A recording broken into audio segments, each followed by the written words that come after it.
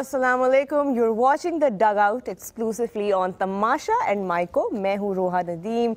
We're back after this amazing match that we just saw, match number 5 of the HPL PSL that just wrapped up in Rawalpindi between Islamabad United and Peshawar Zalmi. Another high scoring कहें इसको क्या कहें, हमने कल भी discuss किया कि अब 200 प्लस स्कोर्स तो एक बहुत रेगुलर चीज़ बन चुकी है, रूटीन चीज़ बन चुकी है.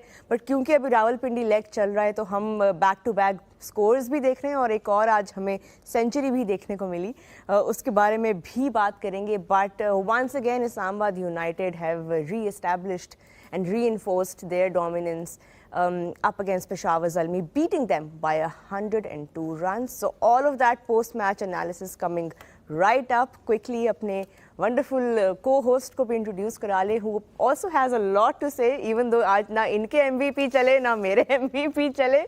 But Taha, Sadaqat, thank you for being with us once again. What are your thoughts on Islamabad United pulling up another Islamabad United? I mean, बड़ा टोटल एक दफ़ा फिर रावलपिंडी में बड़े टोटल्स ही बन रहे हैं. और आज क्या 5वें मैच के अंदर तीसरी सेंचुरी हमें देखने को मिल गई. मतलब काफ़ी फास्ट पेस पे चल रहा है PSL. चले हम इस पेस को कंटिन्यू रखते हैं. We have got Suhail Tanveer and Sana Mir with us in the dugout. And Suhail भाई, आपके MVP कौन थे कल आज के मैच के लिए? Colin Munro. ओके, चले You were the closest. I think आज it's fair to say कि आज आपको point है. But once again हमने पेशावर ज़ल्मी के बारे में बात की थी कि उनकी bowling weak लग रही है और कल भी काफ़ी डिस्कस किया. Once again they showed के समझ में नहीं आ रहा उनकी playing 11 देख के कि वो balance कहाँ पे है.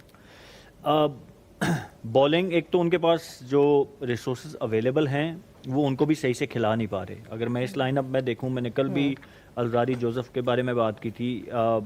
He is a bowler who runs in, hit the deck hard, ball back of length.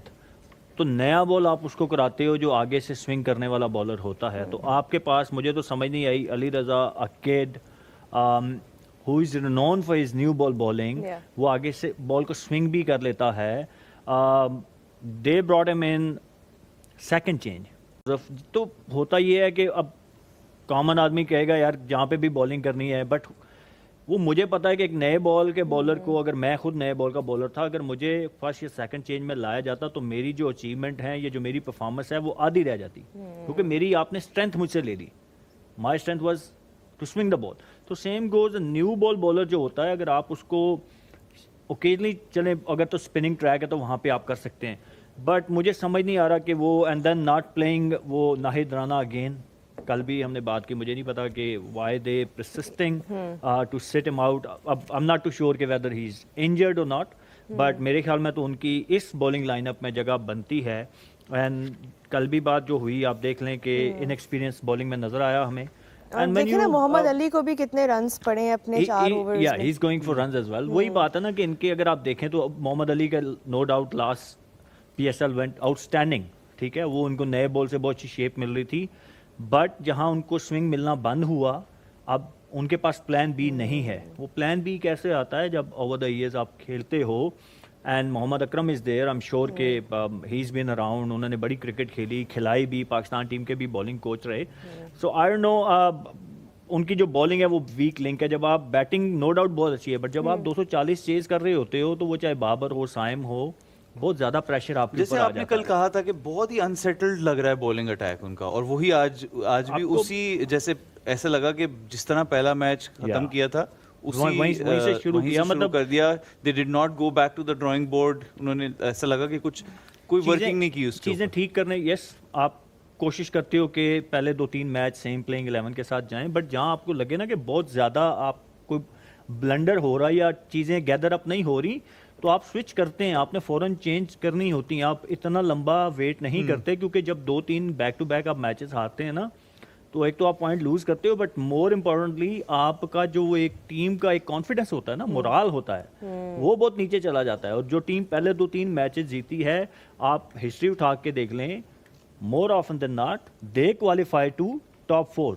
और जो नीचे बॉटम वाली होती हैं, वो बड़ी मुश्किल से फिर उनके पास चांस होता है to make a come back और वो आगे थ्रू करना. तो आई थिंक اور اگین میں وہی بات کروں گا کہ جو ریسورسز وہ کھلا بھی رہے ہیں ان کو بھی یوٹیلائزیشن, میں نے وہ شینوان کی بات کی نا, جی کیپٹن کا کام ہوتا ہے کہ پلیئر کی اسٹرینتھ کے حساب سے اس کو یوٹیلائز کرنا. اگر آپ آج سارے کلولیس نظر آئے, ایون جب وہ رنس کے لیے جا رہے تھے علی رضا, بابر بار بار ان کے پاس جا رہے ہیں, ٹی کے سی جا رہے ہیں, ٹرائنگ ٹو ٹاک ٹو ہم, لیکن obviously ایک 17 year old for him. مطلب مجھے اب علی رضا بیسیکلی بولر ہے, گلین میگرا ٹائپ, لمبی ہائٹ ہے, ہائی آرم ایکشن ہے, بیک آف لینتھ ان کی اسٹرینتھ ہے.